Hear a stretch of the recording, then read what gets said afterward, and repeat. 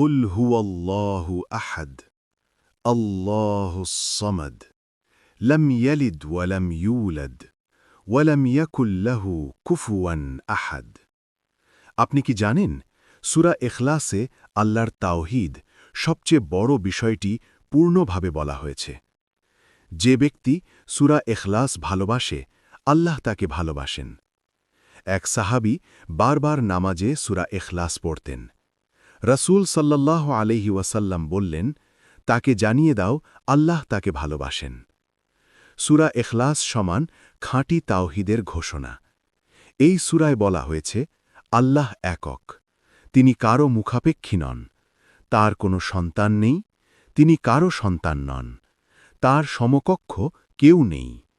এই 4 আয়াতেই সব শিরক কল্পনা ও ভ্রান্ত বিশ্বাস ভেঙে দেওয়া হয়েছে আল্লাহুস সমাদ সবচেয়ে গভীর আয়াত আল্লাহুস সমাদ মানে সবাই যার কাছে চায় কিন্তু তিনি কারো কাছে চান না তিনি চিরস্থায়ী তিনি পূর্ণ তিনি প্রয়োজন মুক্ত ইবনে আব্বাস রাদিয়াল্লাহু আনহু বলেন সমাদ হলেন সেই সত্তা যার কাছে সৃষ্টি জগতের সব প্রয়োজন এসে শেষ হয় সূরা ইখলাস সমান ঈমানের পরিচয়পত্র আলেমরা বলেন যে ব্যক্তি সূরা ইখলাস বুঝে পড়ে সে আল্লাহকে চেনে কারণ আল্লাহকে সঠিকভাবে চিনলেই ঈমান সঠিক হয় ঈমান সঠিক হলেই আমল কবুল হয়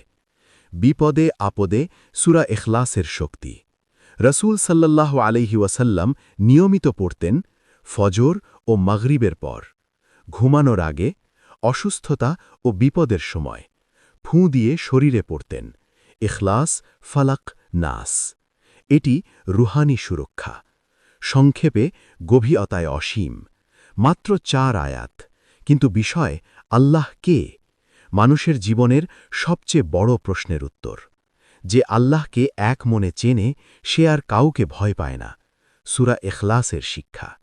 আপনি কি চান না এই সূরাটি আপনার ঘরের দেয়ালে থাকুক